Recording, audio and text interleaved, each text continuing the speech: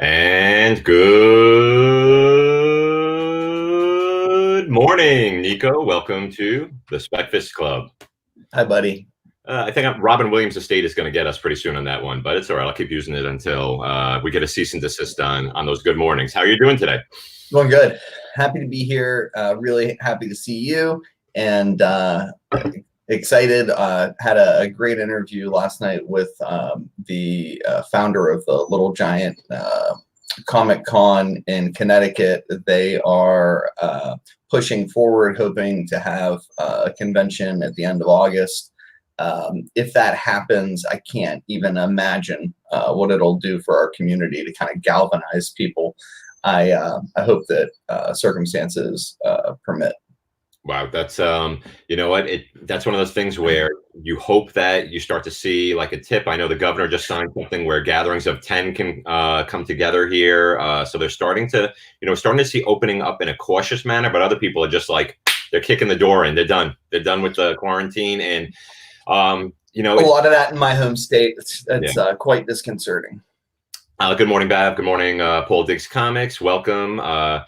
I'm drinking a little coffee this morning, Nico. I had a Zoom party last night. We were going to try this thing called House Party, and my son just looked at me and laughed and said, "That's where all the teens who steal their parents' drugs and liquor go on to sort of like hang out and jump from virtual party to virtual party."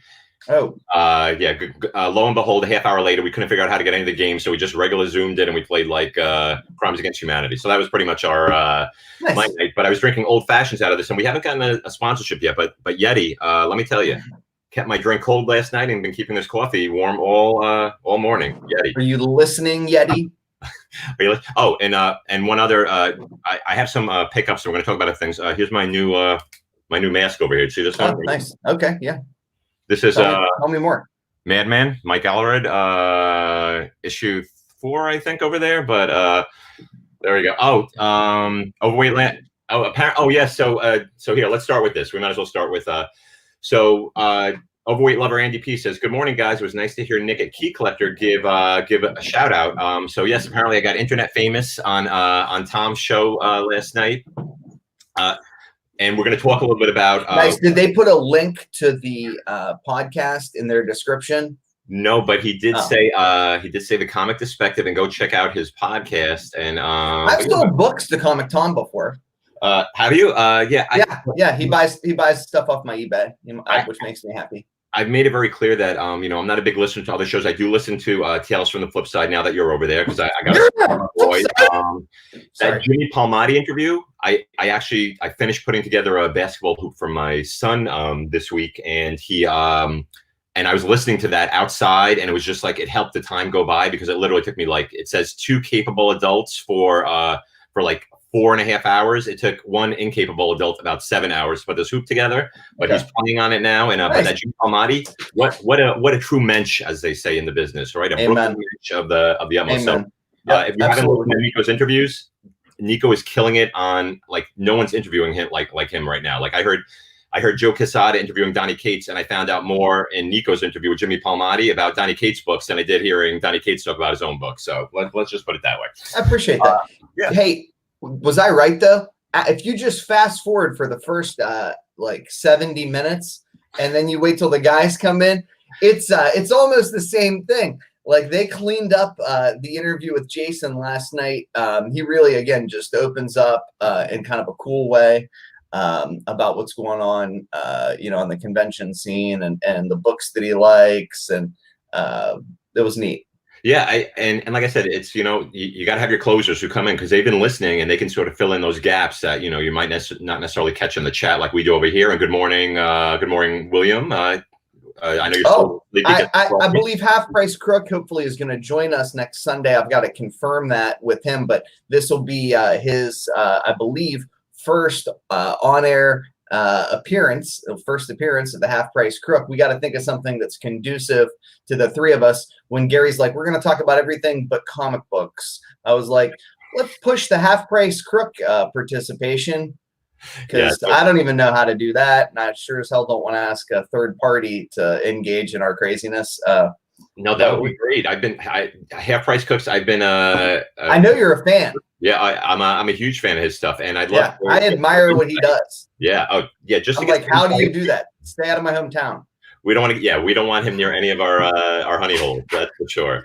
I'd be remiss because last week we did announce we were doing a contest, and I have 10 books I want to send out. So what I did was we actually got 20 comments on our show last week, and I think our views are starting to cap up. We're heading to that crazy range of 300 plus, nowhere near the the multi-thousand that our boy Tom gets, but it was definitely the shout out.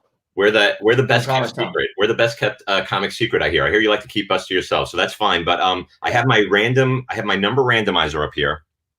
Right now it's on 10, 120. I'm gonna go full so no one thinks we're trying to pull a fast one here. So I did 1 to 20. I looked right straight down at my comments, including there's a comment within a comment that I counted. I'm gonna hit my generator right here, and the winner is, look at that, number 1. And our first comment, oh boy. He's gonna love this one. First comment came on my list. That was hold on. I gotta refilter it. And the winner is Dan Piercy. I just saw him come on there. It's 10 minutes away from Half Price Cook. I thought it was you, Dan, and actually someone commented in your comment. It's rigged. This is rigged. It's all rigged. I'm going to send you those 10 books. You can show them on your show. If you haven't seen Dan does some really cool stuff. Dan basically built a beautiful man cave. You must see his man cave, and drinks some beers, great beers. He has his beautiful display behind him. He shows off some books, plays some guitar. He has some people on that you probably only have seen in the chat groups, and they go on late night and they'll do, I call him sort of the Fish concert of comic podcasts. It's just sort of nonstop riffing, a little bit of some silence now and then. Helps if you're high to watch. No, just kidding, Dan. But absolutely, I highly recommend. And Dan, fix. I don't believe that you really want. No, I'm just kidding. So let's get into a little news because I'm excited. Congratulations, Dan. Yeah, I'm excited for a lot of reasons. Yes, Dan, you won the contest. You didn't know you entered even. It's all right. I know. Yeah. Yeah. I don't even think Dan listens. I think Dan just likes to make comments in the chat page sometimes. No, he enjoyed the image books for sure. I know that was his wheelhouse. So what was the big news this week, Nico? And I'm gonna give you a couple clues. HBO Max, lot of sort of social media hullabaloo, and you know what I'm talking about. Hanna-Barbera is going to be having a Jellystone, all the Hanna-Barbera cartoon characters all together in one fell swoop. And I'm excited because I think I've shown before some of these books that, these Hanna-Barbera books, this Future Quest, this Batman Elmer Fudd book. I mean, is this why the internet is blowing up this week? Because let me tell you, HBO Max, my subscription's coming. I'm ready for it. Yeah. So maybe just for me, but can I just mention that the only thing that has ruined my excitement for the Snyder Cut is the people who have been demanding intolerably the Snyder Cut forever. I don't know. I'm going to put this mask back on because I don't know what being doxxed is, but I don't want to get doxxed. So I'm going to hide my identity because I was tracked down because I guess I made a comment at some point to one of your old colleagues on Twitter where he said, why does so-and-so, will everyone believe he's full of smoke and mirrors? And I'm like, yeah, we're never going to see this non-existent movie. And some guy went back, searched it, put it up and said, well, how do you feel now? Tisk, tisk, tisk. And I was like, oh my God. I was like, I do not need to be attacked by the legendary. Can I be honest here? And I responded, I've never even seen the original Justice League. Burn. So I can't even. I said, I have no stake in it. I really, the only DC movie that I have watched is Wonder Woman. That's the only one I didn't watch. Good. Aquaman was lousy. It's whatever. The Justice League movie was not a burning dumpster fire as it has been described by many. But at the same point in time, obviously, I, like many others, would have loved to have seen kind of the arc that was envisioned reportedly by Zack Snyder. So I hope that we get that. I don't think that's unfortunately what we're going to get. I mean, the budget of $20 million isn't necessarily going to give us, the kind of epic sort of tale of the turn of Superman. And, I just don't. Yeah, think and I heard it'd be cooler if it did, but it's not. I think a lot of people are unfortunately going to be disappointed if that's what they're expecting. If they're just really excited about seeing a different cut, a longer version of that film, and I hope it comes out, in like a 6-episode sort of like HBO series as opposed to the 3.5-hour movie, because I'm not a fan of the 3.5-hour kind of like Schindler's List on comic book sort of take on, it's too much like relentless. Just boom, boom, especially Zack Snyder with well, dude, I mean, even poignant movies it's just hard to sit in a theater or on a couch. And I'm a reader. I've got a good, pardon me. But like, you know what I mean? Like, remember JFK? Yeah, of course. The Oliver Stone one, no? Okay. But it was just too long, right? Like all these movies are just too, like, The Irishman, 3.5 hours. Recent I couldn't watch it. Yeah, I couldn't watch it. And you know what? One, it may be that maybe audiences were more sort of forgiving of those type of films back in the 70s, and they didn't have that sort of short attention span that we've sort of been indoctrinated in us, and being able to get these quick clips and quick media bites. And I see, talking about Zack Snyder grew up in that sort of that mentality of that quick cut. He grew up watching a lot of the sort of the 90s, early 90s type of movies that were popping out, and they were sort of in your face. And I was so excited when I saw that trailer for Sucker Punch back in the day. I'm like, oh, this looks like everything that I love, like warriors, female warriors from all different types of. And then I was like, I turned it off after like 13 minutes. I can't deal with it. Life has so many now options for us to get. And again, I don't begrudge these Zack Snyder fans, but now I see them saying, okay, now we got this, and now we want the Ayers cut. We want the Aquaman cut. We want this. We knew that they were going to move on from this onto something else. It wasn't about watching the movie. It was about getting their voices heard. And I think it's a dangerous precedent that's being set in terms of, where did it work? Here's an example where it worked. Sonic the Hedgehog. They looked at Sonic the Hedgehog, those first images that came out. People's minds melted saying, this looks so horrific. They actually went back, they changed the CGC, and that movie became a pretty big hit, I think, in terms of where they thought it was going to be. That could have been a really, that's an example of looking at what people are not appreciating, but this was almost sort of just a relentless sort of any comment made by any DC, any Jim Lee, like he's doing this beautiful art, he's raising so much money, and then the first comments below, release a Snyder cut, release a Snyder cut. And to me, it's about a movement. It's about sort of about what you're doing. And you have to ask yourself, why are you doing this? Are you one of the first people who are really interested in watching the Zack Snyder cut? Or are you just part of this, like this huge movement? And I think that's going to set an interesting precedent for what we see studios doing, especially now that they're going to be held hostage in terms of theaters not being able to open up and people demanding content in different ways. So Ultra Maximus, Blade Runner. Like for me, my movie for watching different cuts of are the Brazil by Terry Gilliam has 3 cuts, which are all incredible. If you've never seen it, I highly recommend that. What they did with the Blade Runner cuts, I don't care if you release it on a DVD. Like I think the comment I made that got someone hot was like, why are we so excited for a movie that would be the 3rd disc on a collector's edition, right? And I think that was what sort of, and again, I didn't see the movie, so I can't say how it's going to be. But I think what's happened, Gary, is people have sort of envisioned this film, this forthcoming film, to be something that it can't be without, a sequel and $150 million on the smallest scale ever. Just giving him $20 million to do, some editing and reshoots isn't going to get kind of like, what was the video game, the DC video game where Superman was bad? Turned into a mini series, a couple of different Injustice. You remember, it's not going to be like Tom Taylor's book. It's not going to be like Injustice on the big screen, which is what I think people wanted. You know what I mean? And Larry, I have to. Larry's saying, I think I learned how to do this, right? Okay.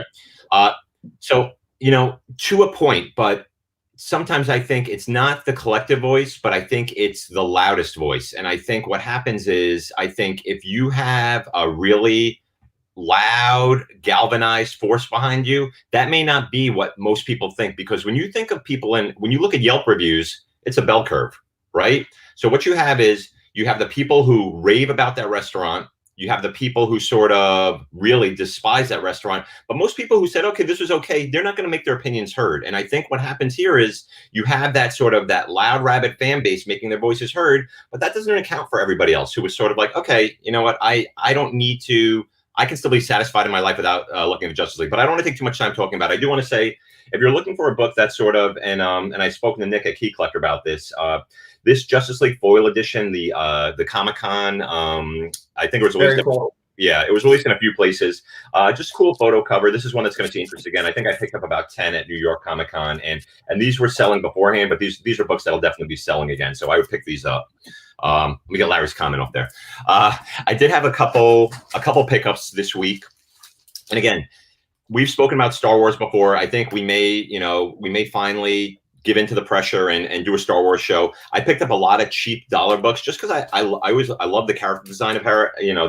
I just love, and I love her and Afra together. I don't know if they've been on covers together, but that's the regular cover, and that's Ashley Witter, right? Am I saying that name right? Ashley Witter? Is that how Ashley Whittier? Witter? And then one of those Star Wars Forces of Destiny books. I just like that character. These are dollar books that I picked up, like $3 books. I did get the Secret Warriors, the 1 to 50. I'd spoken about how I think this could be the Secret Warriors with Ms. Marvel and also with Moon Girl. I know that Quake, the character who plays Quake, Chloe Bennett, did come out and say that she wasn't aware of anything that she was involved in terms of a Secret Warriors type movie. So that would really preclude the first one for sure. And what the hell is the deal with the Double Dinosaur cartoon? I mean, what the? Yeah, I don't know. Killing me, Disney, killing me. If there was ever a time to drop some content, it's now. People don't have babysitters. They can't send their little brats off to school. Put them in front of Moon Girl. I want that What If cartoon too. The What If cartoon. Talk about, and I saw Larry actually. Oh no, that's for me. Yeah, me too. That's what I want desperately. Right? Yeah, I mean, because there's so many great. Like Larry made a great comment saying that a lot of your stock and things you're sitting on right now, there are things selling that you're digging through long boxes that you thought were just part of runs or part of things right now. We're going to talk about that a little, but there are things selling. Another thing that I picked up, I spoke about, I got that nail biter. Good looking book. And I got it for $55. So I think that was a deal, I have to say. You did amazing. And then my other one, I'm going to go full screen on this one because this arrived yesterday, Nico. And I brought this up to you. And then this is going to tie right into our news segment for the week. Here we go. Let's see. I'm already excited. Yeah, bang, bang. I got one of these. Yeah, it was a beauty. It was. I saw it sitting there. I'd seen some of the prices that 9.0s and 8 and lower had gone for, and I was just looking at it sitting there. And for those who don't know, even though it doesn't say it on the, it says "Death of the Ancient One" on the cover. What's the other big thing in this one, Nico? Shumagorath. Yeah, and some people like, okay, why would I ever spec on this? This Shumagorath has been all over, from the Conan books, Savage Avengers.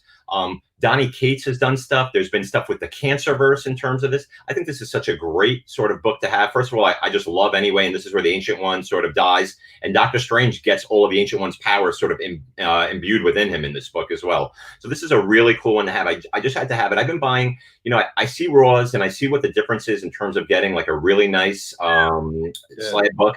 And for me, the value, especially if I'm selling like some variants and selling other things and using my PayPal account, that's a book I had to have. And so I wanted to tie us into, and I'm going to add this onto the stream, put us both in here. Let's see. So this was, it says first appearance is actually in a book before that, but there is no first appearance. There is a mention previously of the character, but this is the first time you see the character, and the character is named at the same time as well. Okay, what is Shumagorath for the uninitiated? So Shumagorath is a one of these sort of ancient gods who can go in between dimensions, has dimensional travel abilities, is very imbibed into the tapping magic. I guess you could see some connections to Cthulhu as well in terms of that Lovecraftian sort of vibe that is going there. But this is a character that is long shown up, and it has sort of mind control. It can go through different dimensions as well. And again, we've seen this character pop up as recently a version of it in Scarlet Spider. So there are a lot of little weird appearances on that as well as we start looking through. So I wanted to show some other slides this week. So we brought up now, Nico. When I have this up, do you still see me, or you just see? What do you see right now? It's a dual shot of you and I and the. Okay, good. So yeah, that's good, buddy. So we heard the news about female writer attached. Then we saw the article about Jackpot's name coming up. And one thing what I've been doing on my Twitter, and if you don't follow me on Twitter, please start doing that. I've been trying to make Twitter more of like I used to do on the Google Plus page. So sort of putting books on there and listing things and giving you sort of updates. And I said, so one thing people may not know is Jackpot has a very confusing origin. And I wanted to show, so the book that started to heat up immediately was the Free Comic Book Day book, which was already kind of yeah. It was a book because of Mr. Nobody. Yeah, and we know and Mr. Negative, right? Mr. Negative. Oh, Mr. Negative. I'm sorry. Yeah, forgive me. And that's so funny because I'm like, yeah, that was a great book already, because Mr. Negative is such a villain that we're seeing used a lot in the Sony books and in the Gamerverse books. So to me, that's a character that people are sleeping on a little, but they're getting the bonus, if they didn't get it already, of getting that character as well. And then people were chasing the Swing Shift story from this Amazing Spider-Man, and there's a reprint of Swing Shift that I guess was starting to rise up, and people are paying for it. Do not buy the Swing Shift reprint. It is from the Free Comic Book Day, which there were tons produced of. And then people started to chase the Brand New Day Amazing Spider-Man book. Now, remember, there are two Jackpots, right? And we see the other Jackpot. There's the mother. The mother figure, right? She pops up on the screen. And then we get a little bit going, and this is an interesting book, because this was the Amazing Spider-Man annual, and this told the story of the Jackpot who buys the rights of this this character Jackpot. So to give a little history, Jackpot, she was a scientist. She did this. She was imbued with these sort of powers. She did not want to sort of do this, so she sold the rights to it. This other woman, Jackpot, got it. Her name is, let's see, did I put it in there? I think I even have it. Connor, I forget her last name. But anyway, the other one is Sarah Elritt. And Sarah Elritt is the one who we'll see pop up. There was this beautiful Amazing Spider-Man 6 cover, Amazing Spider-Man Family 6, which told the origin of Jackpot. This 545, now this was an interesting book, because I brought up to Nick, and this is why they brought it up on Comic Tom, was Mark Guggenheim is attached to this this property now, and Mark Guggenheim actually introduced a character that we're going to see in a minute. 545 introduced us to Lily Hollister, where she was officially named. And Lily Hollister would become a character called Menace. Now, you look at this cover of 550. Menace was a big villain for Jackpot in this book. Guggenheim wrote this story arc. He jumped in between Dan Slott and, believe it or not, Bob Gale, who people may know from Back to the Future. So this was a really this Brand New Day run was a really fun run. There was a lot going on in here. But what's interesting is, I don't know if you know this, Nico, the issue before, there was a Dynamic Forces variant, 549. I did not. And there's Menace on the cover, full on that cover. I saw a copy of $119 9.8 signed by John Romita that I almost grabbed, but I'm like, you know what? I'm not sure that, Menace is the way they're going to go. That's, I don't want to drop that kind of money, but it's a Romita cover and a Romita autograph. And it also is limited to 1,500. And the first Menace appears on the cover. So that's one to keep an eye on. And this was what it looked like inside the book. Spidey actually named Menace and says, while we're on the subject of identities, Mr. in quotes, Menace. So that's where Menace is named. And that's in 550 where Menace is actually named. But again, on that cover of 549. And now this Lily Hollister cover. I brought this book up a while ago. I love yellow and orange covers. What's interesting in this book is Lily Hollister moves from becoming Menace onto a character called Queen Cat, which was like a reverse version of the Black Cat, which I thought was kind of interesting as well. So there's a lot going on right now in terms of books that we're looking for. And you brought up also those Mr. Negative books, and also we know he was a really great cover. This Avengers 7 variant. You don't have many full covers. I know he also pops up on the cover of 621, which is a cool sort of Zen cover where he's on the bottom there, sort of. So he's a guy that I might be looking at grabbing some stuff for. And we know covers and second prints and first cover appearances are heating up a lot. I showed that Jackpot Secret Revealed annual cheap, and these are dollar books, guys. And then Guggenheim's run went from $5.49, right through that $5.50. $5.51 Manhattan Menace Mystery, so on the cover again. Popped off for a while, and then we saw Bob Gale use Menace again. So all these characters were still used. Jackpot, Menace were all used by all the writers coming through. We saw this great cover when they did Character Assassination with Menace holding Spider-Man up. And again, Guggenheim was back on for this arc, Menace Revealed. So this was the Menace Revealed where we find out that Menace is Lily Hollister. And then that Guggenheim act, Character Assassination, I think it wrapped up with issue 4. So we get that whole arc wrapped up. Mark Guggenheim is writing it. So those books, all these books may come into play. Dan Slott and Guggenheim jumped back and forth. So it's really interesting to see where they're going to go. I think it's a fun kind of thing. I love this. I love that 5 of the top 10 books on most of the top 10 lists this week were Jackpot related books. A little crazy, Wow. also a little bizarre, but these are books you should have sitting right now in your long boxes. And thanks a lot. Thank you, Larry. I appreciate that. So let's move a little further. Let's keep. Yeah. We're Can gonna we keep talking about the Sony news? So the other kind of interesting bits that Craven has someone writing a screenplay. Yes, and that's really funny because then I was looking through. Guggenheim actually did a Craven run too. That one of those Craven runs right around that time, and I'm wondering if they're gonna use him a lot for maybe to be their in-house Spidey writer.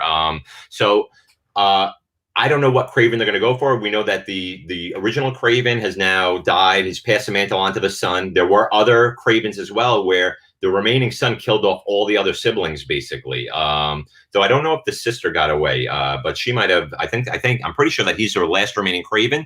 So I just don't know which Craven they're going to go. Sorry, Craven's Last Hunt, which of course is a seminal book that we talked about during our Spider-Man run as well. Well, and then the Night Thrasher news, and we saw Spike Lee jump off of that. I kind of wonder if Deadline is just sort of like recycling some old news that they don't quite understand. Night Watch or Night Thrasher? Or Night Thrasher. I'm sorry, Night Thrasher. Night Watch. No, Night Watch. You're right. I think, I think this Night Watch, the guy with the skateboard from the 90s is Night Thrasher, and the New Warriors, who is actually coming back as well in the new the SJW Daniel Kibblesmith book that's coming out with Sage. Yeah, that's Night Thrasher. And then this notion that they're going to push forward with a Madam Web film, which I always sort of thought was sort of like code for, hey, look, we're going to do the Spider-Verse thing. Just relax. This is how we're going to do it with this character. But the way that they've been soliciting or, leaking or whatever the hell you want to call it, information about that sounds more like the Julia Carpenter version. And again, I was leaning toward that. I've spoken about that Secret Wars book that I think the first Julia Carpenter is a nice book to have, and it's definitely not a blue chip book like the Madam Web book. But I'm of the mindset, Nico, that I think we will get probably the older Madam Web. Well, you have to do the older Madam Web, and then the legacy, right? And then like something will happen where we'll see her and she'll pass the legacy on to. And there were other Madam Webs also in that. In that Byrne Spider-Man book, the John Byrne Spider-Man book, I think we saw another Madam Web show up as well. So there were multiple versions of that character. I love Julia Carpenter just because, she was also involved with that whole symbiote Spider-Man thing. I think she was a character that's long been pushed to the side, but she was my original sort of Spider-Woman, because when I started reading books, she was the one who was wearing the costume at the time. We didn't see that much about Jessica Drew when I was reading in the mid to late 80s. Well, and then if you recall, it was 60, 90 days ago that these same news outlets were reporting that that's who's coming, Jessica Drew, here she comes. And, those Marvel Spotlight books, the 32s are popping off. The Spider-Woman ones, which are super common. People are selling cases of them but they're going crazy on eBay. And, we've seen like all these Miles Morales books jump, and it's sort of like, I've been talking on, the internet about that original deal with the Into the Spider-Verse folks, okay? That they were going to try to do sort of like a Sony Spider-Verse universe of television and film for a long time. But for me at this point, I just don't, I don't think they have real solid plans. I think all this stuff is sort of like, hey, we commissioned a script. Hey, we commissioned a script. So, for our listeners and viewers, what I would not encourage you to do is overly commit, unless they're blue chip characters. That's just my take on it. Yeah, and you know what's funny, Nico? I've always thought that when we book that got hyped not too long ago was that the J.J. Abrams and his son writing that Spider-Man book, right? And I started thinking in my mind, wow, that's like they're almost creating their own little Spider-Man universe, almost like the Ultimate Spider-Man universe back in the day. And I wonder if that was almost supposed to be like a backdoor movie pilot, right? That got a lot of absolutely. Yeah, and just say, okay, we can have multiple versions. Remember back with the, I'm a huge movie guy. Like comics are my first love. Well, comics are my wife, and I guess movies are my mistress, I guess, if that makes sense. Yeah. But I'm a big film guy, and James Bond is one of my all-time favorite properties. I have like all the discs, but back when we had dueling properties come out, because we had Never Say Never Again, where Sean Connery got, they were doing Bond over here because they still own the rights to that one book, the Thunderbolt book, which they redid as Never Say Never Again. And then Octopussy was coming out at the same time with Roger Moore, and you had these sort of dueling things. Would it be interesting to have dueling properties in that way of owning characters? And it'd be amazing. Yeah. So let's go through it. Otherwise, we'll never get to what the actual show is about it. And one thing, guys, as we evolve in the show more, we're always gonna have a theme, but the theme will start to be probably about half the show, and we're gonna talk more about news and as comics are coming back, because we're excited. Comics are back. Marvel books are back in stores next week. We're gonna talk a little bit about that. But here's the other character I thought was interesting. So White Rabbit pops up in Marvel Team Up 131. She is in the Jackpot book, actually. Jackpot has her own 3-issue mini. It had about 18,000, issue 1 had an 18,000 print run, but this White Rabbit and the Rose, who if you remember back from the Peter Parker Spectacular days, used to be this like Natalie dressed guy in a white suit and a purple mask, and he I believe it ended up he was like the king. Was he the Kingpin's son? Was he Fisk? Oh hell, I don't know. Yeah, it's so long ago. Some I haven't read back. I was just happy. I almost pulled the Jackpot miniseries when we were doing miniseries, and then I was like, no. Yeah, but I had them out. Now I'm going to sell them. You would have been prescient. Yeah. This 131, and we saw White Rabbit pop up also in on the DC White Rabbit. So it's funny where there are two characters who are sort of getting interest. So here's another one that's interesting that's coming up. So we have Venom 25 coming back this week. This is the Virus cover. Virus was supposed to be, I believe, introduced in the free Comic Book Day book that we never got. I don't know what's going on. Maybe Larry has his fingers on the pulse. I can't see the comments right now. But so this book came out. This was actually from Greg Horn's website. Greg Horn did 3 covers. One cover looked like this. One cover was the Virgin. And then he did a cover well, you got to share your screen again. We can't see what you're showing. Hold on. That's my apologies. Okay, let me know. That's perfect. Let me go back a minute. No wonder people think I'm talking into the darkness here. Okay. All right, let's go back, share that. Okay, there was the add to stream. Boom. Oh, and do that again, what you just did. There we go. Yeah, we're back. All right, there was that Marvel team up that I was talking about. Okay, now going back. Okay, so here's that Venom 25. So this character is called Virus. I've seen some people speculating that this could be a return of Eddie Brock, who some sort I mean, not Eddie Brock, Flash Thompson, who has somehow been Frankensteined into this character. I know we've seen a shot of him sort of removing this. There was a great Donny Cates, Ryan Stegman double-page spread that had all this sort of what's going to happen over the next years. I'm sure anyone who's been following Venom has seen it. But this character is shown on it. We see Wrath shown on it. So there was a cover, a remarked cover, which I really like, by Greg Horn, right? So this was a 9.8, Virus written across the top, a sick Venom sketch below. Here's what that just went for. $15.25. To me, and another copy went for about $1,400. And I believe these are the only ones that sold out on the site. The remarked version sold out right away. He was still selling. Okay, there's a center spread with a bunch of cameo first appearances. Might be first cameo virus. So Larry, because I'm going to interactive chat here. Is that double page spread the spread that was shown with sort of Null's face in the side? Is that actually in the book? That's what I'm trying to figure out.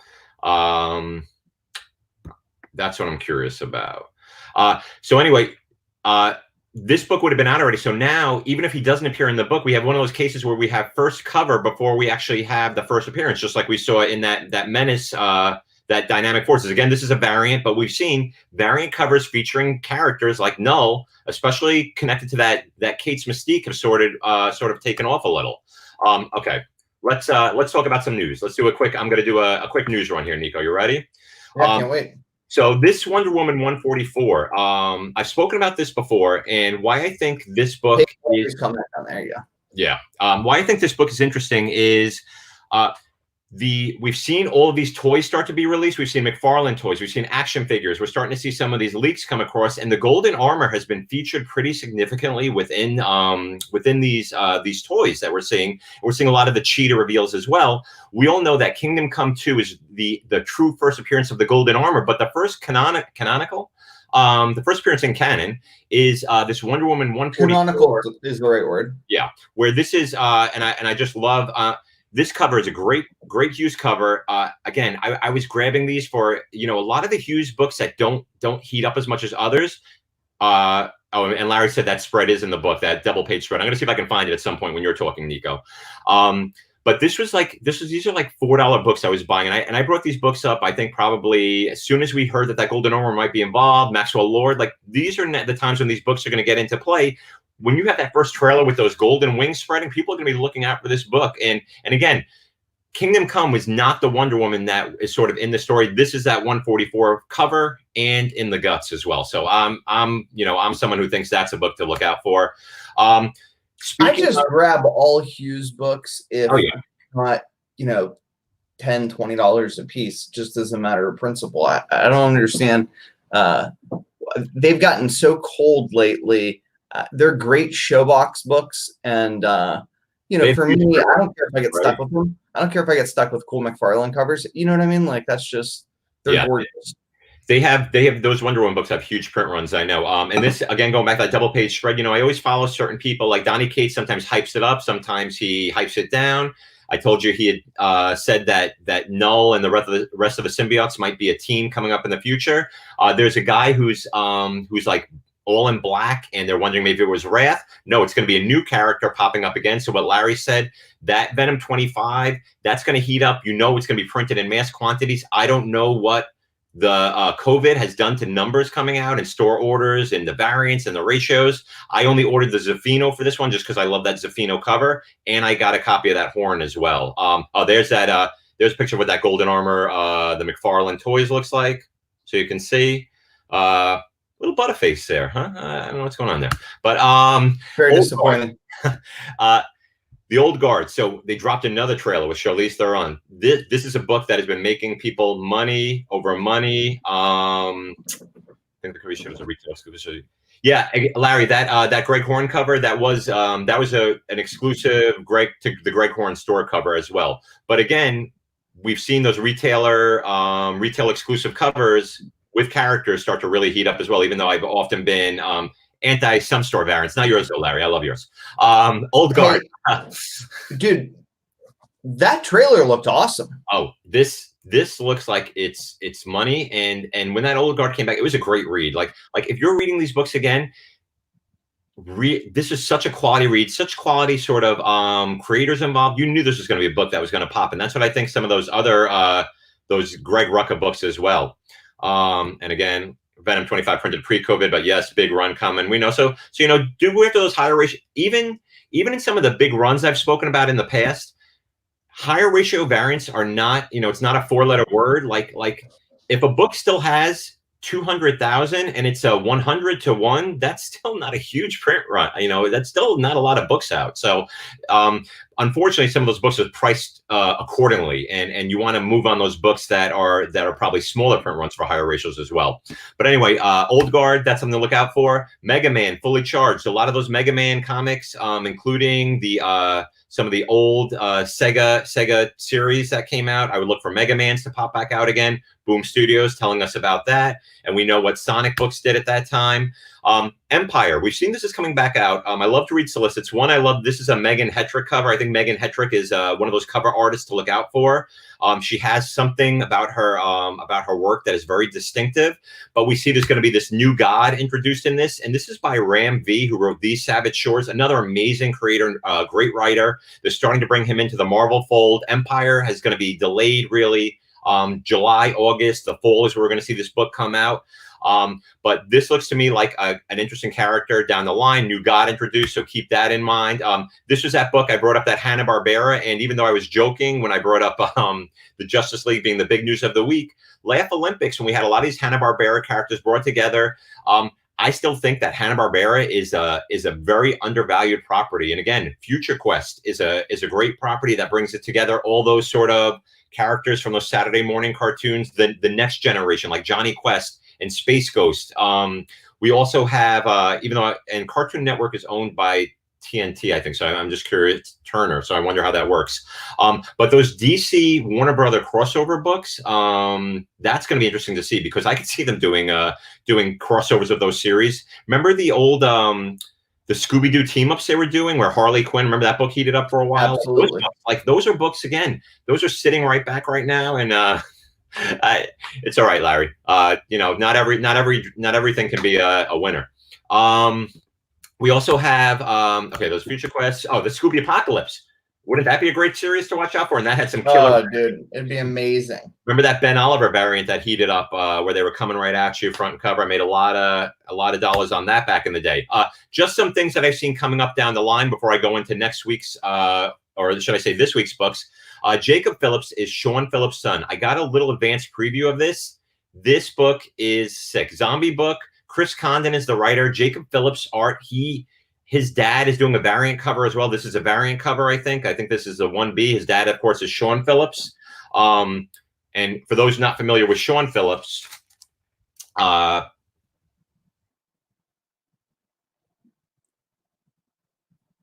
I don't know what happened to Gary. There I am. But hopefully, he's back.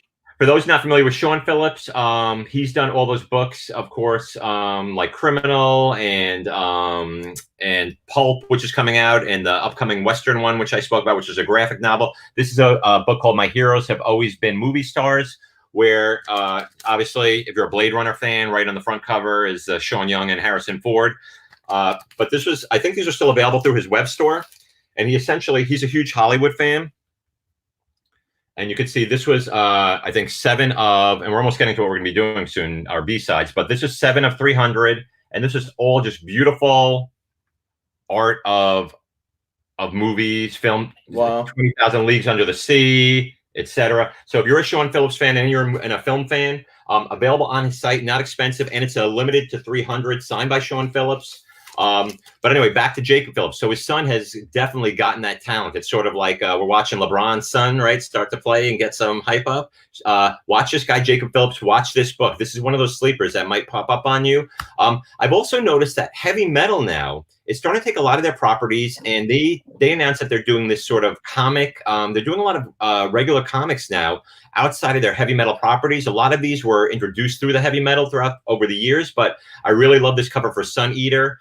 This guy sort of with this big like wolf over his back. So watch out for this heavy metal imprint, because this could be low print run books. They could heat up heavy metal. Gary. Yep. You got to go back to share screen again. Damn it. And I just getting so good at this. There we go. So there's that Sun Eater, right? Right, and then and there's that Texas Blood. So heavy metal, they're trying to really diverge into other media as well. So that's something that I think could be something to look out for. These heavy metal books coming out. We saw this. They're starting to put some of the covers out. This is the Summoner character from X-Men 2. this is going to deal greatly into what's going on with Krakoa and when the island was split apart. We've spoken about the Horsemen of Apocalypse, that 10 of Swords series that's coming out. This is going to be a major character to look out for. I think I saw him referred to in there's like a great sort of like a blog on the X-Men, and I think they called him Pale White Twink, but he is a summoner, and these are characters that can summon these demons from the other world. And we know that Apocalypse left his horsemen to guard the breach, so this is going to be coming to this is going to be part of the big summer event, the Summoner thing that's coming up, or the cover's amazing. Yeah, whenever summer happens. This is Lianel Yu, of course. Lianel Yu is he's coming to the end of his run, I think, with issue 12. But character to look out for, X-Men 2. We also see that they're coming out with the X-Men, even though I'm loath to show some Ethan Van Sciver, but he did do the cover on 128. We wish 129 had been the cover, because then it would be worth a lot more. We've spoken about this on the X-Cast, but he has his giant-sized book coming out, and E.M. Gist, who's been doing Conan covers, did a great cover for this, and he said he's going to be very involved in the upcoming X plan. So we may see Phantom X pick up some interest again. So we've spoken a lot about previews books. This DC Connect online book came out, and it had all the solicits for the month, and it got me thinking again with these 3 Jokers. And I'm always going back to this page in Justice League 50. I'm going to make this bigger again, where they say here, you know, Batman is in the Metron chair. He asks what the Joker's true name is. He doesn't get an answer. Now he's talking to Hal in the Batcave, and he says, it said there were 3. 3 Jokers? What the hell does that mean? I don't know yet, but I'm going to find out. So this was the impetus for 3 Jokers. And as I've always shown, like, you have 1 Joker, 2 Jokers, 3 Jokers, all from different eras, right? Right there, right in the Batcave where they're, and this is the same creators. It's Fabok and Jeff Johns putting out this 3 Jokers book. I think you're going to find out that there's going to be some major connections. I've spoken about that Justice League 50 book in the past as being something that I think is a key, a linchpin in terms of everything from that Darkseid baby to Jessica Cruz becoming Green Lantern to what happened with Doc Manhattan. I think Justice League 50 is a huge buy, and you can still get some of those for not that much for getting them raw. All right, back to this. Okay, so there was a Bendis interview. And I love, so everyone is going to the Donny Cates school. So here's some stuff, really quick Bendis run. Even though, you know, people have not been enamored with what he's done on his run on several books. I did love his Action Comics run, and I think Red Cloud is a great character for the long term. But he's teasing Legion superheroes 8 and 9. We saw that Gold Lantern. Everyone loves collecting the different color lanterns. But that Gold Lantern did appear, did appear in a spread page before that in that Millennium book that kicked into Legion as well. So that would be first cameo. Not that that book's going to take off, but there's more interesting news coming. So he says here, you know, a couple of years ago, I went through some traumatic stuff, came out of it on the other side, fascinated by what was interesting to me as a writer. The best version of that, I don't mean to brag or go off course, but we're very close to making a Torso TV show, and I was spending a lot of time with that. Torso has always been his sort of baby. This book, this Torso 1, all black cover. They reprinted this book several times in bound editions. Tough book to find in Near Mint Plus edition. And we saw what happened. I'm going to show you in a minute. We saw what happened with another book that that sort of, it came out in a bound form and got bigger. And I think the graphic novels of this could be, the first edition of the collected graphic novel could be big as well. But that Torso, definitely look out for. I'm going to talk more about that in a minute. He also brings up Khalid Nassour, a character we brought up a lot. Dr. Fate is going to play a big role in the upcoming Superman, and he's probably going to be big in that Justice League Dark. If you're looking for which Dr. Fate to go for, we've spoken before. It's this book, right? And there's a variant version of 1 to 25 for that one as well. That's Dr. Fate they look to be pushing. So it looks like we may see a JSA film. I've been hearing rumors about that, at least that it's in early development, and that they're going to have it sort of roll out of the Black Adam film. So we'll get Hawkman there, and you know. Did you watch Stargirl at all? Did you get a chance to see it? I saw about 10 minutes of the first episode, and I was just like, well, this is tongue in cheek, but it's all right.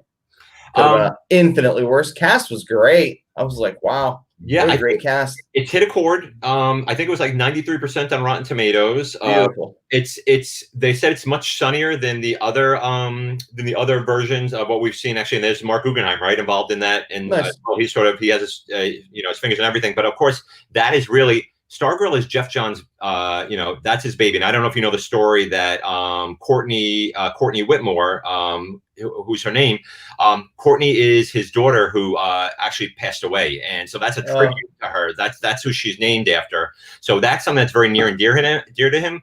So I feel that that's something he's going to want to continue to develop. He's going to want to keep that property out there. The JSA, I've talked about Infinity Incorporated. I've talked about those legacy characters. We showed those beautiful Alex Ross JSA covers. Alex Ross just tweeted all those covers the other day, which was great to see them all in one place. Nice. Again, cheap, you can find them, but the key there is finding them in top-notch condition. But I think I like that original Starman run from the 90s. It's one of my favorite books, period. It's top three for me, along with like Transmetropolitan, Sandman, Fables. I was a huge Vertigo fan back in the day. Like I'm gonna pour a little of my coffee out because yesterday I did have bourbon in here, so for Vertigo. And we great replacement. All right, let me go back because this time I learned. There we go. All right, so keeping going through the best of Bendis here, and this all came out of one interview. He talks about Superman 23, 24. There's going to be a new Lord of Chaos 25, a brand new cosmic threat. So see how these guys are all playing the Donny Cates games? And here's a character I really like. Agent Cameron Chase. Agent Chase is going to be a big part of Superman and Action Comics, what's going on with the Daily Planet. This character, sorry the cover's so small, but I just pulled these in at the last minute. She was introduced in Batman 550. There were two covers. You see this cover all the time. You barely ever see this cover. I love this character. These are cheap books, and sorry it's so small, guys. I'll see if it gets a little bigger when I do that. But Batman 550, Cameron Chase was worked for the FBI, did a lot with Batman at that time, and to me, that's a great cheap hold on, put it in your back pocket book. Easy to find. The A cover, B cover a little tougher. I've picked up copies of both over the years, and she's a really interesting sort of supporting character, and the kind of character that's really easy to bring across into a book. I mean, into a film or a TV show. Oh, here's the thing I talked about before. So somebody made $476 on an $80 investment on this book, Ciudad from Oni Press. Now, what I've been trying to do with my Twitter page lately, and I spoke to Nico about this, is really turn that Twitter page into a warehouse where whenever I see anything comic related, something that might pop up. So I actually looked back. February 21st is when I sort of brought this book up, and Nick and I had actually spoken about it, and it was never in a book. It was in a graphic novel, and then he put it up on the Key Collector site. But again, when we're bringing these books up, if you're following me, follow us not only here because I can't always break news. Follow me on the Twitter page. I will start to break more and more sort of news on there. I'm going to make that more of sort of like a G+ type page. And so if you're looking for those sort of great bargains, if you want to make some money, there's a way to do it. And now, before we move into our show, I want to talk about 10 books for this week. And the hottest book this week has been the Peach Momoko issue 3 variant for Blackwood. Blackwood, and it's Blackwood. I know there's a subtitle in there as well, but this is the second Blackwood miniseries from, I think, Veronica Fish and Evan Dorkin. Maybe not Evan Dorkin, but Veronica Fish is definitely involved in it. And this book, I got a bunch of copies for $3.19 from Things from Another World. I don't know if they're all going to be fulfilled, but we saw it start to go for 15, 16. Took 20. The words out of my mouth. I was like, if they fulfill your order. Yeah, well, that's a big thing on this. People love Peach. People keep saying the bottom's going to drop out of the Peach Momoko market, but until it does, I mean, why wouldn't you keep chasing this? But it has been selling in the 16 to 20 range. I'll be interested to see how many of these books actually make it into hand. So I haven't listed any yet because I'm not sure I'm going to have them, and I don't want it to affect my my sort of eBay rating. So now I'm just going to go through other books this week to look out for because there aren't a lot, but there are interesting ones. I love this Hawkman Zafino cover. Sick. I know the B covers cooled down, but it's unbelievable. This guy, come on, like this is tremendous. So I actually like this better than the Venom cover that I bought this week. And again, this is a below 10% cover price book. This was that Joker book that's out this week, and the name's I'm gonna forget it, but it's that look, is this beautiful? Is that a gorgeous cover? I was like, is that a person? And Yeah, why is he showing so much of his midriff? But yeah, I remember when it was solicited, I was like, that's yeah. So I love that, and that's just a really dark Joker. You hope that the light doesn't go up and it's Jared Leto's face, but yeah, it's what's his face who did the Mystique books and yeah, not Horn, not Linsner, it's gonna drive me nuts. the guy in between. Hawkman dies in every issue, Half Price Cook, right? Isn't that what he's known for, being resurrected? I haven't read it yet. We're gonna remember it's not Carrie Andrews. I got to think who it is. Yeah, we'll go back to that. This is I'm a big Tula Lotay fan. I just buy her stuff. This is a Tula Lotay B cover for Lois Lane.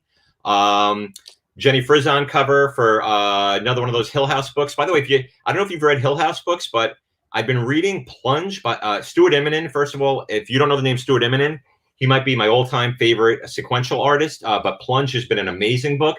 And the more I read it, the more I think Mike Mayhew. Thank you, Paul. Mike Mayhew. There we go. He's driving us nuts. Yeah. And this is Jenny Frison on the I know Basket Full of Heads is out, but the Dollhouse one, I forget even which cover it is for DC, but yeah, I'm doing a really bad job of, because all these Virgin covers this week. Wonder Woman B cover. I like this. A little different, a little painterly. I like the sort of point of view on this. And again, they're coming to an end of this run. Bigger part about this book, I've actually been reading this book. Steve Orlando has been developing these 4 horsewomen of a past girl that Wonder Woman rescued. She became sort of this Paula von Gunther, who's gathering all these horsewomen to attack Wonder Woman. Been really interesting sort of story run. I know a lot of people aren't reading that, obviously. Mercy, this is a cover D, Mirka Andolfo. I love that cover. It has sort of, I always jump out of those covers that look different, right? These are the covers that sort of speak out to me. So that was a D cover. And then we have a new Doc Afra book coming out. And why I like this book is she's gathering a new crew together. And a new crew means new characters. There are multiple covers. It's getting so much play. This book is, holy crap! Everybody and their brothers talking about it. Of course. I think because there's 2 first appearances in it or something. Yeah, and there are a lot of different covers. I showed this one, but there are tons of covers. Buy the cover you like. We're finally getting the Avengers Moon Knight series. I read a little preview of that, and it starts with Moon Knight fighting Iron Fist. So how can it get any better than that? They're sort of talking about, and he brings up actually the Fist of Khonshu, which you all may know was a book back in the day, Fist of Khonshu, right? And in this Fist of Khonshu, there's actually a villain called Anubis, who was the alter sort of, I guess, the contrasting villain to Khonshu's Moon Knight avatar. So that's interesting that maybe that Anubis character will pop back in as they're looking for what, because Moon Knight is the antagonist in this new one where I brought up that Moon Knight annual too, where we saw all the different versions. So watch out for that Avengers. Jason Aaron, finally, after what seems like a year, we're getting this set up. If you're not reading Suicide Squad, this is not a great cover, but so Suicide Squad has been a great run, great read. A lot of first appearances in that first issue. And Tom Taylor, I just finished reading his Deceased book. I love that as well. Marauders, to me, the best X title being published. This is issue 10. Supposed to be a big issue. Some stuff happening here. Kitty Pryde's still dead. And now I thought we could talk a little bit about some of our off the beaten path stuff here, Nico. So yeah, all right. So I flashed this page up because one thing, somebody asked if I collect signed books. I don't collect signed books, but I do collect a lot of original art. And the most I've ever spent for original art was for this piece from, you know who this is, right? Can you tell who that is? So this is Jen Bartel did a Sabrina piece for me. Chilling Adventures. No, that's one of your all-time favorites. Yeah, well, so there's a story behind this. So this Chilling Adventures of Sabrina, I had reached out to her and I said, oh, she can do a killer version. And sorry, I have the covered version on this because she also, and the reason she sent that, there's a little sketch she sent with it. She sent a little thank you note. I have the thank you note. I actually have that right here, and she wrote a little thank you note to me. And she said, thank you. Thank you so much for commissioning me and for being so patient. I hope you enjoy the extra sketch I included. So she threw a little like this extra sketch in over here, which is, nice. I don't know who it's supposed to be necessarily. But I had gotten this commission because I was going to New York Comic Con and I wanted to get the cast, including Kieran Shipka, to sign it. And I had something all set up. And she got, at this point, she started to do all these covers. She started to heat up. This got pushed back and I didn't get it till after Comic Con. I got really pissed off and I put it up on eBay and I sold it for double what I paid for it. But I was salty and now I wish I'd sort of held on to it. So I held on to these two things, but somebody else owns that beautiful Jen Bartel. It's a big piece. It's it was I think like an 11 by 16. She actually upgraded the size of it too. Beautiful, full color. But it was a lesson to me of sort of like original art is a personal thing. And after I sold that, I said, I'm never going to sell it again. I really wanted to get this as a signed piece. And I really sort of said, you know what, I don't want it anymore.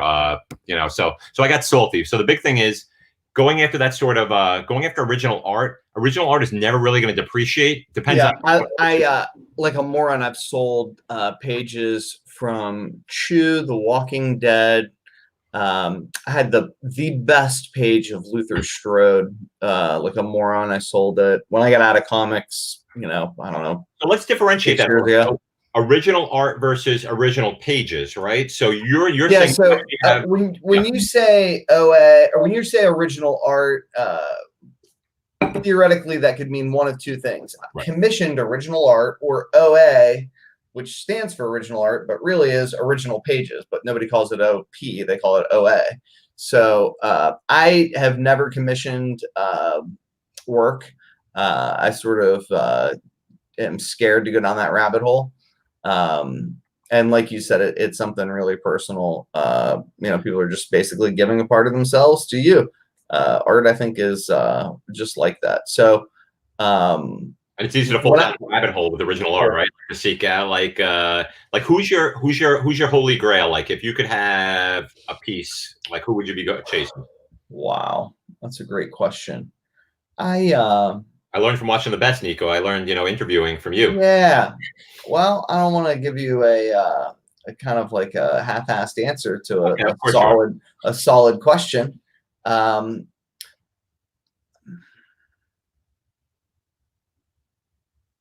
I don't know. Come back to me. Let me think about that one. As someone who I've been really interested in, and again, it's going back to that sort of Future Quest, Johnny Quest. I've been looking for like Alex Toth stuff. Like if you know, like Alex Toth is sort of he actually had planned out a lot of animation for Hanna-Barbera. He did a lot of comics runs over the year. He's like an artist. He's really appreciated him. He did a lot of Johnny Quest work as well. So, and yeah, exactly, Larry. No one's ever lost anything on buying original art. But again, it depends on, you want to have established artists, and where I spend most of my time at Comic Cons is Artist Alley. I think I've spoken about that before, and I guess it makes sense. I don't know. Did you bring any art up with you, Nico? So Nico and I talked. Yeah, I grabbed a couple cool sketches. I'm going to put you bigger, Nico, because I've been dominating for a bit. So I'm going to put you up.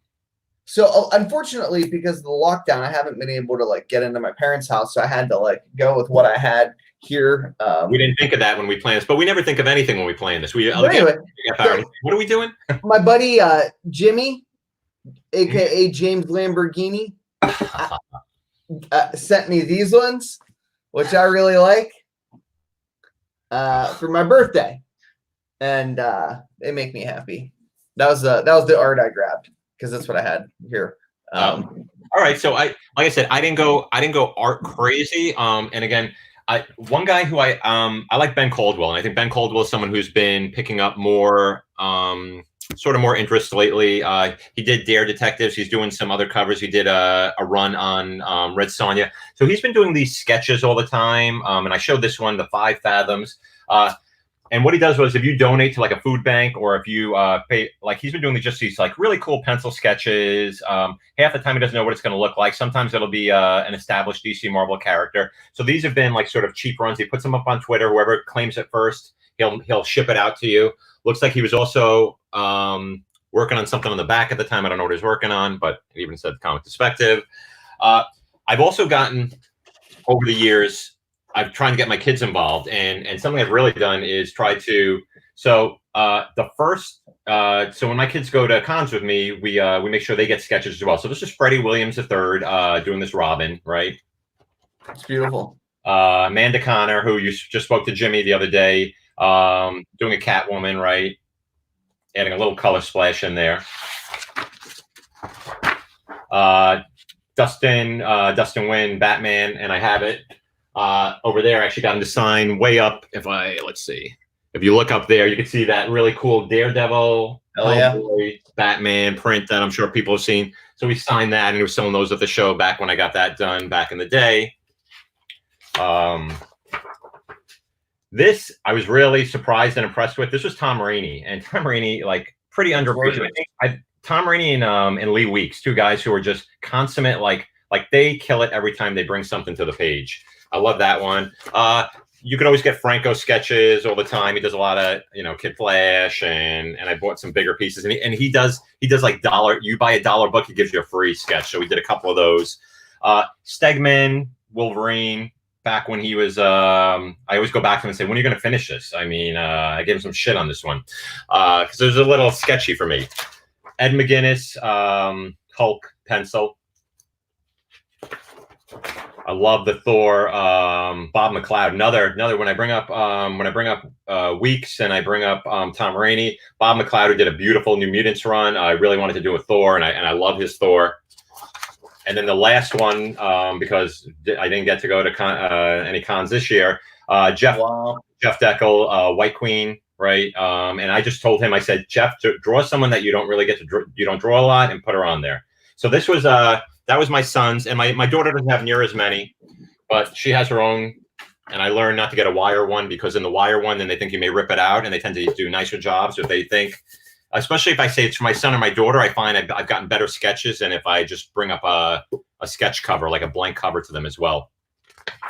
So of course she got one as well of Starfire, a really teeny tiny Katie Cook Wonder Woman, but these are so cute, right? Yeah, that's what Katie Cook does. This was Annie Wu, Supergirl. And I have a great picture. My daughter was dressed up as Wonder Woman when she got this. So I have her with Annie at the same time. These are great. And then this one I love. This is Kevin Wada, Kitty Pryde, and Lockheed. Damn. Yeah, and really nice. Kevin Wada, I'm going to show an art piece of his in a little bit. But Kevin Wada is more like a fashion style artist. And then the last one in this one was Elsa Charretier, I think I'm pronouncing her name right, but she does a lot of Star Wars covers, and I just bought her original art book. She's a great creator, and I got a Batgirl by her on there as well. So both my kids have their sketchbooks. I'm probably more into them than they are. My daughter will read Archie comics, I think I brought up in the past, but those were awesome, dude. Oh yeah, thanks. Those were, and again, it's a brilliant idea. I love just keeping it in a book, because like and the only other original art I got for myself, it's funny, I've sold both original art pieces I commissioned for myself, and I think I maybe showed you one time.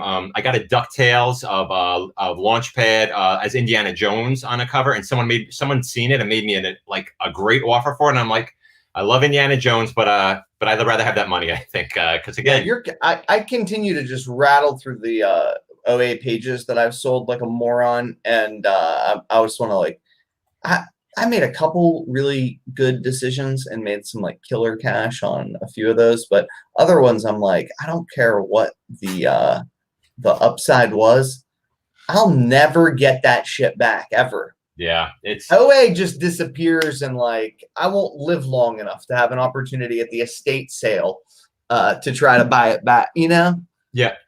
And that's it. I don't have a whole lot of original art on my walls, and that's one thing that's probably missing. And I do have, for some reason, this is something. So this is I don't know if you can see it.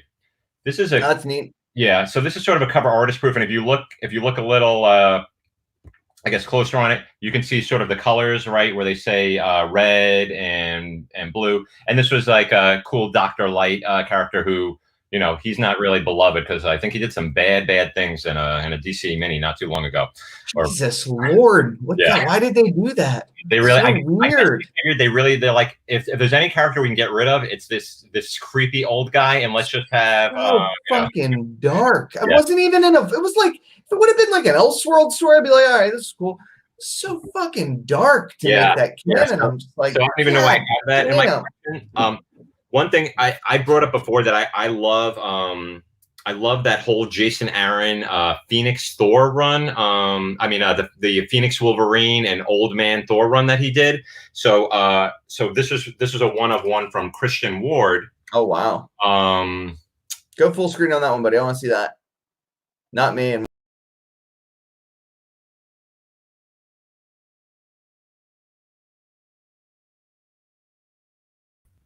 Okay.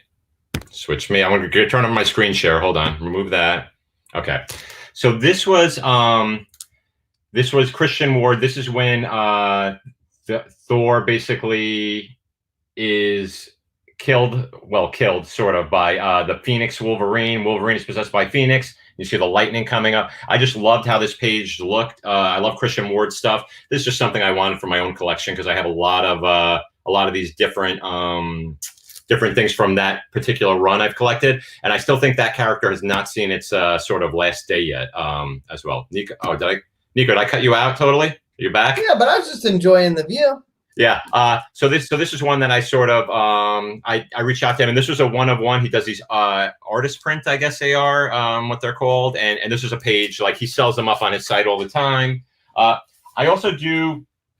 Now and then I do buy some animation cells, and I don't know how much everybody knows about cells, but this was a limited edition animated cell by Myron Waldman for Popeye, and these were sort of recreated, and this was of 200. They made 250 of these, so this is not like a unique or original piece, but again, you can sort of see it came with that like Myron Waldman from Key Features, 41 of 250. This is one I'm going to get framed and put up in my daughter's room. Popeye and the Three Nephews as well. These are fun to collect. Like if you like animation, you like animation cells. So that's some of the original art stuff. And then I just have, and I'll go back to you, Nico, next. I just want to show, this isn't original art, not original art, but this is an oversized piece that I think is really nice. And anybody can find this, but these are tough to find. You know the history of the DC universes, Nico? You've seen these? Absolutely. So the hardcover book is great, and I'm not gonna take them all out, and I'll go full again. And so these had contained within these portfolio pieces by artists. So you had Joe Kubert, Dick Gordiano doing Batman, Kurt Swan and Ordway on Superman. You had Perez on Wonder Woman, Keith Giffen doing I think that was a Dr. Fate one in there. It was a really weird one. I wish they had done Legion of Superheroes, but they had Steve Lytle did Legion of Superheroes right up there. You had Steve Bissett and John Tobin do Swamp Thing. I wish that had been Bernie. Brian Boland that's what I'm going to show in a minute. And then you had Jose Luis Garcia Lopez, who of course people know for Wonder Woman, did a great Jonah Hex. And then on the bottom, John Byrne, there was an original one that, you know, if you know like his Next Men stuff, yeah, it didn't go very far. But these were sort of, they look like this when you open it up inside, big double page spread. Even you can see by the size of my hands, I can't even fist those out. But I love this sort of the Brian Boland, like this gives you the Brian Boland Shining Knight, right? So and Brian Boland, one of my all-time favorites. And so these were these big portfolio pieces, and they were called like plates, right? And people collect the plates as well. And these are all contained within a folder portfolio. There's a hardcover book as well that spoke a little more about this as well. So this is the history of the DC Universe portfolio. And again, what we're doing today is showing you basically just things that may not fit under our normal comic categories. So Nico, do you have some things you wanted to show? Anything cool? Let's see. I got one thing cool. Christ, I don't even want to think about the financial impact of me trying to I wish I had this out for the show. Me now. This is all right. Yeah, it's fucking heart-wrenching. But this I rescued, and I haven't had a chance to get it framed. It's the original poster from the theater. Oh. But I was trying to get it fucking together for us, and I ended up just taking a little tear action here. Oh no! Just a little tiny one. I don't know if you can see it. Yeah. But yeah, a little tear. But the point is, it's a pain in the ass because it's in this like frayed, yellowed craziness. There's not any discoloration from the poster. I think it's still a couple grand from the guys that know Star Wars. I don't. Apparently, buying Star Wars posters is as complicated as buying Star Wars toys, which I've just learned is as complicated as buying Star Wars comic books. Son of a bean. Yeah. But you collect, so that's one thing that I'm very. I like posters. Yeah, I think they're cheap, man. Yeah, and like I said, and posters sell. Like I had the 3.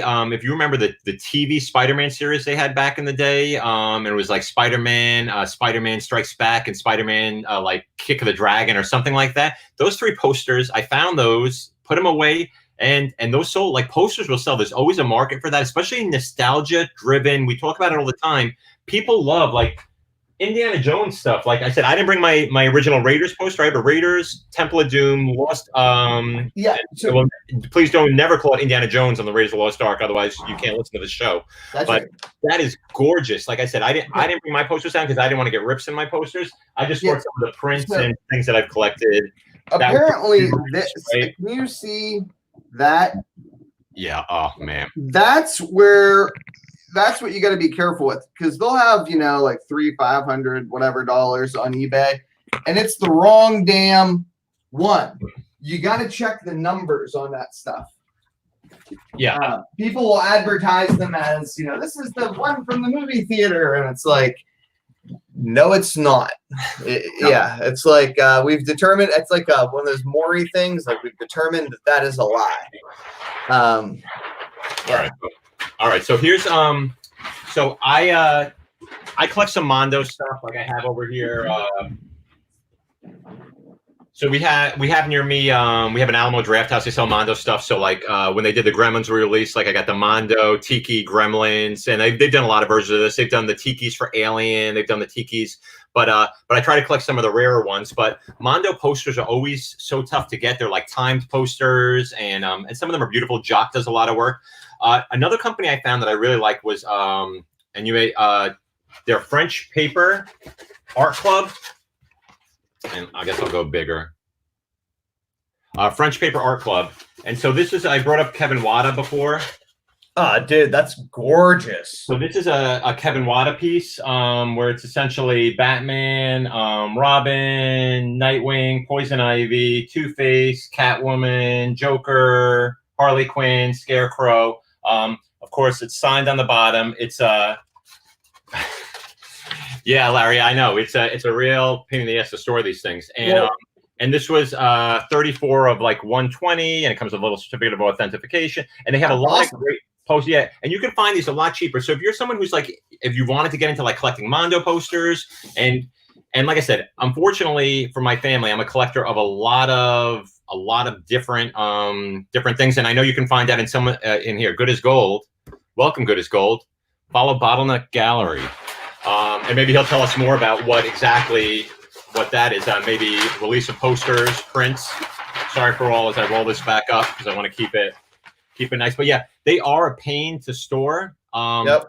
I have. I'm following Bottleneck Gallery.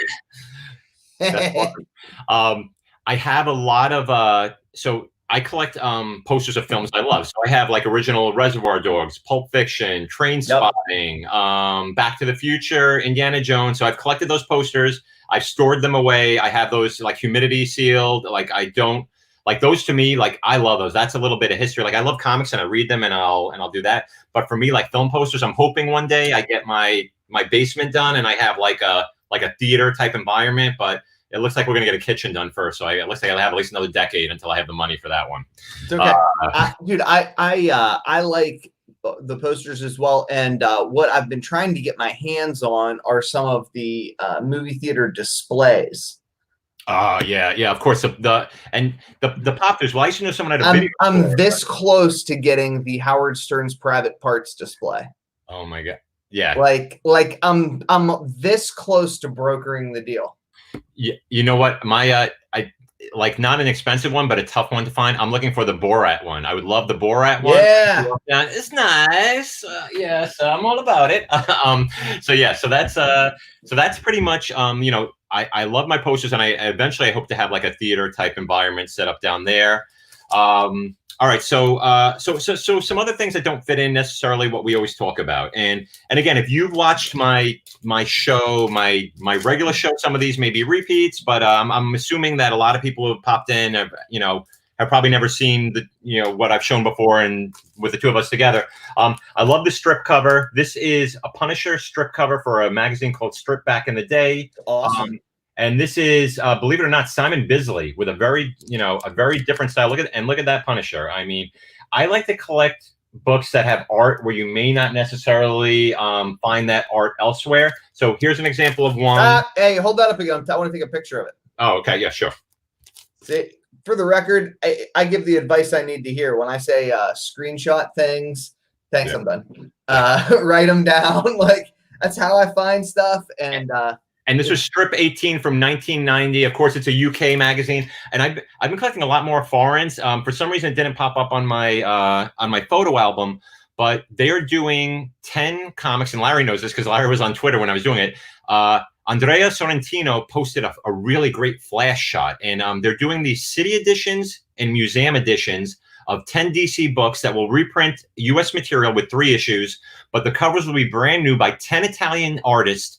And there's a city edition, and the museum edition is a Virgin variant cover of their art that features the city in the background of whatever Italian city and the character. Yeah. So you have Delato doing a gorgeous, I want to say Wonder Woman. No, it wasn't Wonder Woman. I'm gonna have to find those, but for some reason they didn't pop up on my cover. But I'm already I'm on the link to my Italian guy who I got my Panini Spider-Man book from, and I'm like, dude, you're gonna put these museum editions aside for me? But they're limited also. The museum editions of the Panini books will be limited, and they're cover no new material, but the covers are great. I collect all previews, but I'm not going to go into this because you have Topher over at our friend Topher, who's at CBSI, showing True First. But I continue. Like, Marvel has now put out this magazine, the Marvel Universe book. It used to be like the previews. It used to be the Marvel free previews. When you see what that Miles Morales stuff has gone for over the years, I grab these from my comic shop every day. I get every time I go in there, I get 2. I bring a big magazine size and I slide the two copies in there. You never know what first appearances may be lurking, and I don't have enough time to go in there, but there are other people who definitely do. Hold on one sec. Other original art that only popped up in like I love the New York Comic Con guide, right? The Jim Lee Wonder Woman, and Jim Lee. I don't know if you've seen on. They've been doing this sort of. Jim Lee has entered God mode officially. The art he's been doing, he has done. Please check out Jim Lee on Twitter if you haven't seen his art up there yet. If you thought that guy was like above everybody before that, he is way above. But this was the New York Comic Con 2016 Jim Lee Wonder Woman. I'm not the hugest Mark Hempel fan, but Mark Hempel, a great artist. And this was from Advance Comics, and it appeared on, he did the Sandman and Death sketch on here. It never appeared anywhere else except this Advance Comics. This was from 1993, and it actually had Sandman postcards and cards in the back as well. Some original cards as well that popped through there. But this was Mark Hempel, and there was a big interview with Neil Gaiman on Sandman. Sandman is heated up, of course, because I think I had that as a kid, and now I'm like, damn, how the hell am I ever going to get that back? Yeah, and again, these aren't necessarily, and again, this is not the Make You Rich show. That was earlier in the broadcast when we talked about News and Spec. This is just us showing off. Like, we've been accused of this being a show and tell show before. But yeah, this is Nico and I doing show and tell because we love comics. Yeah, we like to show some stuff out there. This in 2017, I made sure I've been accused of a lot worse. Yeah, I secured this. This was from the Lakes International Comic Art Festival. This was a that's awesome. Will Eisner spirit. The whole thing is centennial birth of Eisner, spirit of Eisner. Will Eisner, if you don't know him, I'm very big on like sort of respecting and representing sort of the comic originals, just like I talked about Tough before. And you have everything from like a Michael Cho spirit piece in here. There's a lot of great original art in here. Like all throughout. So, and I showed those DC Wednesday comics that I loved in the past. Anything newspaper format. Thought Bubble also does comics like this, but this was, it was £5, I think. Is that what it says? That I guess that's when £5. They still have pounds in England. Where's Gray? Is that his name? Graybeard. So, do you know what is my favorite property, Nico? What do you know? What I don't know. See, Nico and I talk about it. We never really go into depth. Do you know what my all-time favorite comic property is Legion of Superheroes. Okay. And the reason I don't talk about it a lot is because really, apart from some of those really hard to find variants, you don't make money on Legion of Superheroes, right? I mean, one, it's super confusing. Two, it's super corny for a lot of people. The new series has been all right. The Sook art has been great. Bendis is very slow. It's been going nowhere. But there was a great, something called 5 Years Later, where they took all of the characters, they put them in this really dark future. All of the original Legion fans, they got their panties in a twist, but it was my original way I read the Legion. So I had to read it and then reverse engineer and read back all the Legion because I had no idea who any character was. They weren't wearing uniforms, costumes. But anyway, I found from that time this Legion of Superheroes source book. And these are great. These are put up by Mayfair Games. And there is a market for some of these early books. This was 1992, Mayfair Games, Legion of Superheroes. And you'd never think that, oh, well, why would they create a game about a 5 year later gap on a really unpopular book? And what they did was it's journal entries and essentially a who's who of all the Legion, along with actual text and art that never appeared in that Legion thing. So this is a really cool thing for me. They're very tough to find. You don't see them come up a lot. I mean, like a $30 book, when you find it come up in like fair condition, but I've kept mine in pretty good condition. I never really played D&D. I don't know about you, Nico. Were you a role playing guy at all? More a LARPer, probably. I played a Teenage Mutant Ninja Turtles role playing game for a little bit, but I was always a comic guy and sort of thought that the tabletop gaming stuff was not my thing. But when they did Turtles, I was like, oh, yeah, I can try that. Turtles are awesome. I was always a huge fan of, and then I don't know what happened to this book. And no, I the only time I ever dressed up in costumes was for girlfriends, but. Wait a minute, that's the Late Show, isn't that? This is the morning show, Nico. We have, come on, know our audience here. So Rob Liefeld, original art. He did this cover for Empire, and in true form, it stopped no right feet. there. Oh yeah, so there you go. So again, Cable Deadpool cover, and again, I like to find that's those cool. things that people may not necessarily be looking for. Jim Lee X-Men art that was never put out there before. This was original piece for Speakeasy comic magazine as well, and it featured. I'm gonna have to go back through and screenshot all this stuff. There's so much cool stuff. I thought I could just get away with taking a few pictures. April 1991. So this is a Jim Lee original X-Men piece, and there are people who collect that kind of stuff as well. And again, another British magazine. I've been looking at a lot of UK stuff because I think you can find some things there, and of course, conditions are always going to be the biggest concern in how they ship things over to you. I showed this, and I think Dan Piercy liked this back in the day. But this was Mike Del Mundo did the album cover, for Czarface, who I don't know if you know the rapper Czarface, but this is a Del Mundo original cover piece. And again, it's a little. You open it up, and it's a comic, right? So it's a comic inside, and there's the little 45 in there. And actually, do a record player, but I've never tried it out as well. And yeah, art by Mike Del Mundo, obviously. But I love when you see sort of crossover pieces like this. Hell yeah. Yeah, it says include 7-inch vinyl record plus 20-page comic drawn by Mike Del Mundo. So you'd be looking for that in that little plastic.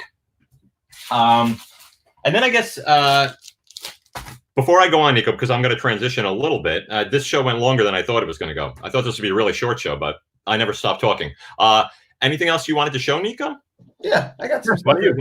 All right. So this is. Get my coffee too while you're doing this. I'm going to be still listening though. All right. First and foremost, I picked up. Well, if you go to Comic Book Invest, the weekend update this week is about Memorial Day and the interrelationship between the military and comics. And I think everybody's kind of familiar with Foxhole #1, the classic Jack Kirby cover, right? So it looks like that for those who are unfamiliar. And it's taken off recently. And I don't really talk too much about the value of that book.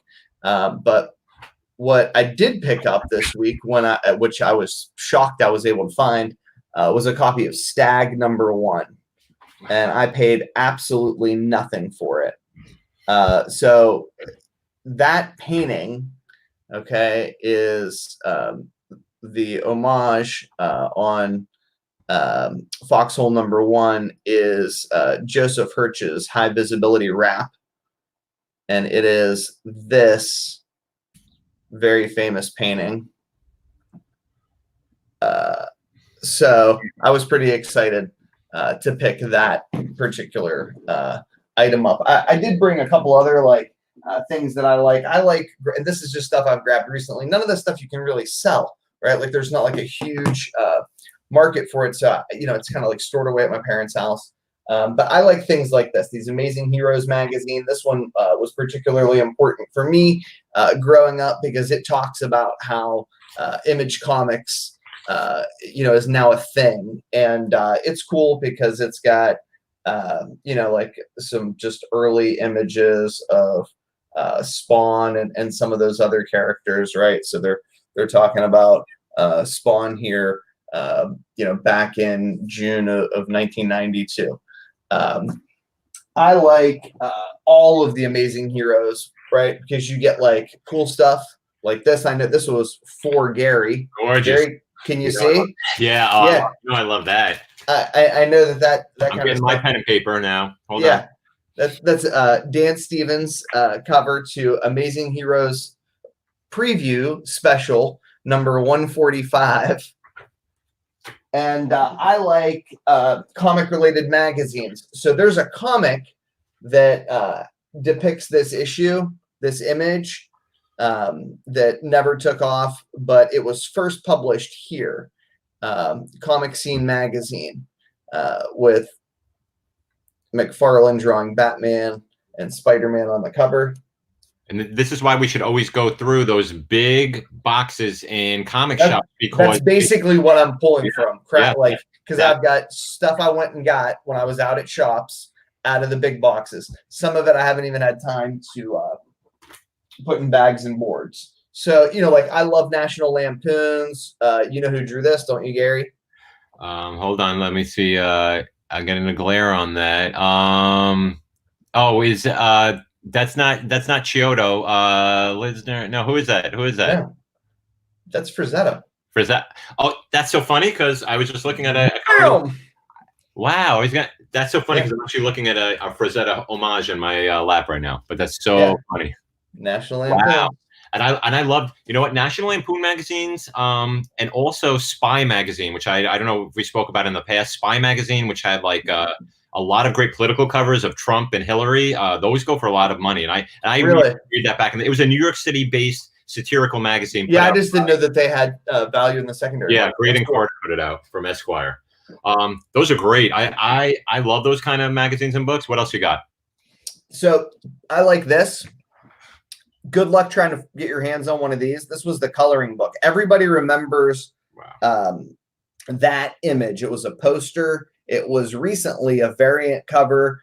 I've got a puzzle somewhere at my parents' house, but it is also this coloring book. And pain in the ass. See, I like how you were holding off. You didn't show all the Spider-Man stuff on our Spidey show. See, are you not entertained, listeners? Do you see how we put this stuff out for you? I like this. This is your boy, John Hughes. Hughes, yeah. I was going to say I was going to go right for Hughes because you know what? It's funny. A lot of Hughes' early work looks like Ben Oliver's type of later work. It's fun. That's really interesting. Huh? Yeah. So John Hughes, his first story. For those who are unfamiliar, John Hughes is probably one of the most influential writers of my childhood, your childhood. It all started there in National Lampoon Summer 1979. And then I like stuff like this, like these famous monsters of Filmland or Monster Madness magazines. Any Universal stuff, all the Universal monsters. This stuff's cool because it's early Stan Lee. And they're gorgeous. They look like really nice copies. Oh, dude, this one, I hit a home run with this one on top. Oh, that's a beauty. This one's not as nice, but it's still pretty nice. But I paid like nothing for these. I paid $20 for this one. I might have paid. I don't even want to tell you how much I paid for this one, but it's just it'll give me a nice high grade. I'm trying to get like because I like getting highest. I can't get highest graded on. Like golden age crap, or I'll never have the money for that. I can still get highest graded on magazines, right? You can too. Yeah. Go set the mark. I sold the highest graded National Lampoon dog with the gun to his head cover to the owner of Heritage. Wow. Wow. You know what I mean? Like, and that cover, I just read Chris Nashitawe's book on the making of Caddyshack, and that cover is featured prominently. Oh, nice. That put them on the radar. That was their obviously Animal House was what got everyone excited, and then they had Doug Kenny, who, if you don't know, he was very actively involved in Animal House, and then he died right before Caddyshack came out. He was one of the producers. They found his Jeep and body like in Hawaii, which was really crazy. He was a lot of cocaine on the set of Caddyshack, but that National Lampoon, they talk about the history of that. They talk about the Chevy Chase, Bill Murray stuff, and again, that's the kind of stuff I love. Stuff that has history that connects to what was from our 80s. And you bring up John Hughes. Every John Hughes movie was when he started out was supposed to represent one aspect of childhood, right? Because he has like she's having a baby, 16 Candles, 16th birthday. He has Planes, Trains, and Automobiles, where they're taking excellent. Yeah, for the yeah. record. Oh, All right, so I got one last thing. Anyway. Yeah, I got one last thing that I think's cool that was just laying around here, and I don't know if we've talked about it online before. No. Oh, okay. This is a winner chicken dinner, Raw magazine number 2. Okay, here's why this is important. Because inside the pages. All right, and it's a pain in the ass too, for the record, because it has bubble gum and trading cards. Good luck trying to press this thing. Good luck. You can't slab it, right? But it also has. Please don't put a rip in it. Please don't put a rip in it, Nico. Oh yeah, yes. yeah. Art Spiegelman. Yeah, that. As soon as you saw that, I'm like, that's gorgeous. Yeah. I may, as a 17-year-old, I may not have been able to sit through a 3-hour Schindler's List without like wanting to get up and get popcorn. But Mouse does it for me. Spiegelman is taught in every university in the United States, and I don't know. I think it's a way to kind of convey that story to people who, when they're younger, just can't really, in the same way that, other authors, I think, have been able to do that. It's a way to tell that sort of just poignant and necessary, to convey that message. And I think, I don't know if there'll ever be some sort of huge value on the secondary market for it, but it's important for me to like have those pieces in my collection to kind of honor the work that's been put into them. And I hope other people will go out and look for Raw magazine number 2. Yeah. Good luck. No, it took me years. I think that set the precedent for so many books to follow, like everything from Persepolis down the line to March, right? Like the Absolutely. March, and then and I'm even thinking of what is the Pride That Saved Baghdad, like all those sort of like social, like really. But no one has ever done it in terms of, I remember sitting down, I think everyone remembers if they've read that book, it makes a profound impact on you. Oh. And to have a piece of history, like to me, that's what it's all about. And it's funny that you show that because like I collect books that are, for me, my own history. And like this was like Ghost World, and this was one of the covers, like the original, after it was out in book form. This came out. I remember buying this. I was 24 and I was backpacking through Europe, and I was in the Czech Republic, and there were and I grabbed a copy of Ghost World, right? And the reason I grabbed this copy of Ghost World was because they had also created that movie Ghost World, right? Remember at the time? And I watched Ghost World in Czech subtitles, but with English English. And I remember I just started to like I guess it was right around 99 2000, because I just started dating my wife. I remember calling her and saying, oh my God, I saw this phenomenal movie, I'm gonna bring the graphic novel home for you. So those are the things that sort of stay with us. Like the last little bit. I like VHS tapes, right? So I just scored this one strictly for the art. I don't even think it plays. But it was from a local video store around here, and I was able to hustle it off of them, and that's important for me. Yeah, that's funny because I collect DVDs. So this is the Spinal Tap Criterion out of print, sealed, of course, because I have Spinal Tap in like multiple forms. But this was very, very tough to find, sealed edition. The Criterion collectors love Criterion stuff, and it has that label on it, so it's not counterfeited. There's special things you can check on there. This is a rarity too. This is Army of Darkness. So there were limited editions of Army of Darkness. This was a special Canadian one where there were 4,000 printed, and it was 57 of 4,000. There's a 10,000 one, and these are things that like I have a case where I keep like movie stuff and the posters, and I couldn't, while I wasn't bringing the posters up, I did want to bring a few movie things up. I brought up, I remember on Flipside, they were talking about Harry Potter, right? And Harry Potter first editions. So what's interesting about this one, this is you can always tell first editions a few ways, and there's a great site on it, but the Rowling up on the top, okay, said something different for one of the early. This is the 6th print of the first edition. There have been multiple first prints. Even a 6th edition can go for some nice money, and you'll always know this is the 6th print because this was the only one that had a full purple base cover and no diamonds on it. Every other edition has diamonds on the cover. And then if you're into book collecting, and this was actually for my son. He's a huge Harry Potter fan. You can always look at that the indicia, and you see the 6 right over there. And you see the first print. So you can always tell by the numbers on this side over here. And I'm not going to go give you a history lesson right now on that, but that's essentially, and then someone gifted to me, they gave me the leather-bound collector Harry Potter, which is nice as well. So we collect a lot of different things. I've tried to get my kids collecting. Last thing I wanted to really show, I guess, there's not too much over there. We don't do a lot of action figures, toy stuff in here. I do have I've collected all the DC Pocket Heroes just because they're like, again, Legion of Superhero stuff, and I collect these all in little cases. This is set 2, but there's all the figures from all the years, and this is all just sort of bound up. But I really dig, really bad homage covers, like for books that like no one's collecting this book, but it's an homage to another book. And the example I always give is the Lethargic Lad, the Alex Ross Marvels. So he actually did this cover. Let's see. So he actually did this cover along with Greg Hyland, the creator of Lethargic Lad, but great sort of Marvels homage cover, of course. You were talking about Frank Frazetta, Finch doing Frazetta, right? With the beautiful.